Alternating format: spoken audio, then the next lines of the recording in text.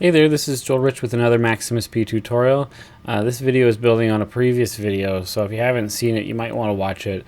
Or if you're feeling pretty cocky and you think you can handle it, then yes, keep watching. See how it goes, see if you can follow along. Alright, so in the last one we made all this wonderful stuff. The main thing being the transport object. You double click on that and it opens the global transport. And the global transport is fantastic, like I said in the previous video. And all of these things are sort of based off of the global transport. So if I turn the global transport, if I turn that transport on, we can see that there are things happening. So Metro is using tempo specific timing. So quarter notes, quantized at quarter notes, 16th notes, quantized at 16th notes. And then I've got a quarter note here that is being turned on and off by a time point object.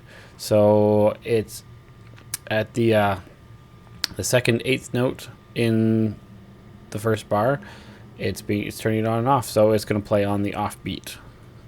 All right, now let's actually make some sound, because that would be a lot more interesting.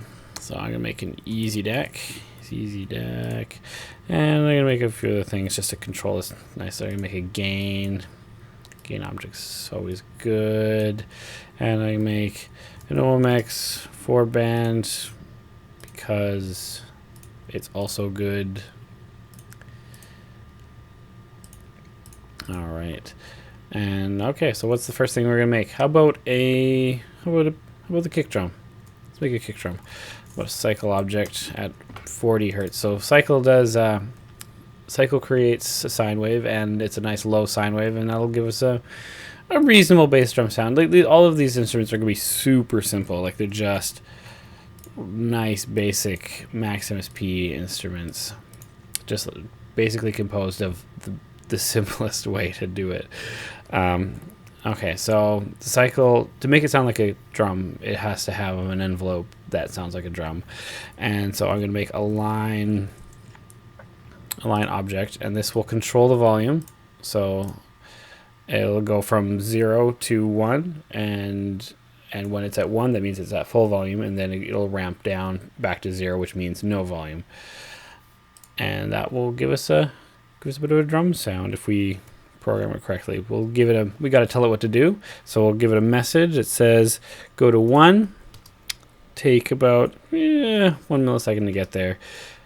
Go to 0 and take 150 milliseconds to get there.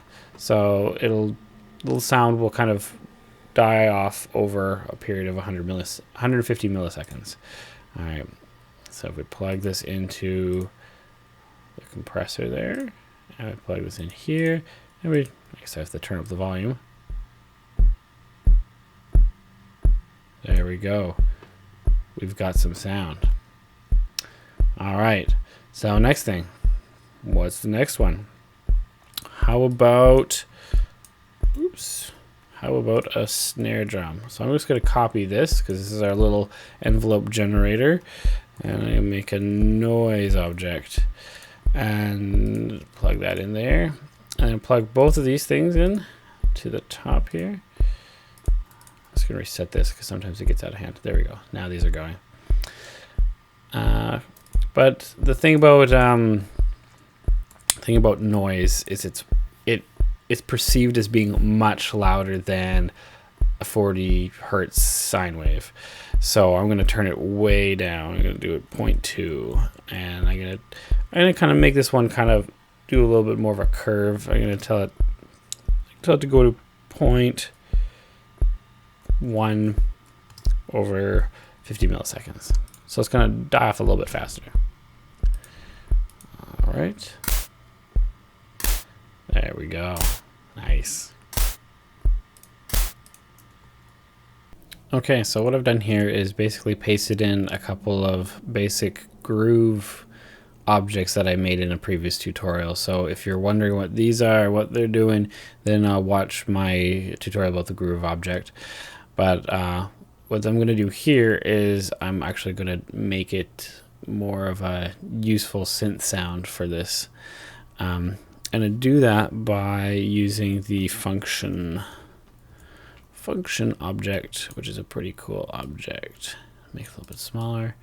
What this does is it allows you to draw an envelope, and then when bang goes into like this goes into the top, it will output all the points in the line in a line format. So a line format, I'll make a line object and it will understand what it's doing.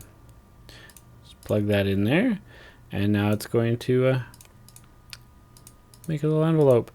You can change the duration and the size of the, like how high that note goes, but for this it actually works pretty well. I think it's like a second long, and it's about, I think it goes from 0 to 1. So I think it actually works perfectly. So I'm going to plug that in here, and I'm going to say which one do I want? That one. I think they're exactly the same, so it doesn't matter. So I'm going to make another one of these. Shove that down here. Okay, go, go, go, go, go. All right, and oh, that one is being controlled by this. All right, and I'm going to tell it that key, tell this one that key. So this one's playing twice the octave. And yeah, let's see what happens when I turn this on. Oh yeah, I'd already I had loaded in this thing called just any old random thing. Mine happened to be called organ loop. Load that into the rougher buffer, and then I can play around with it.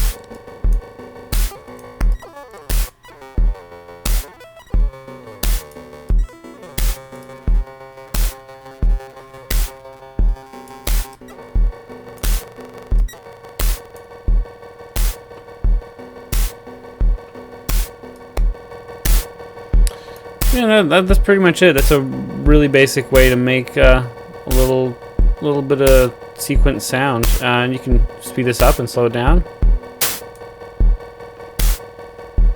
There we go.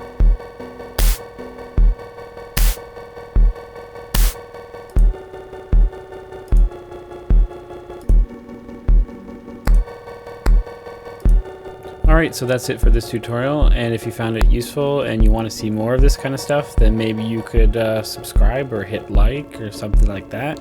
Or you could follow me on Twitter @JoelIsRich, and by that I mean @JoelRich. And yeah, until next time, keep making really strange noises. Okay, bye.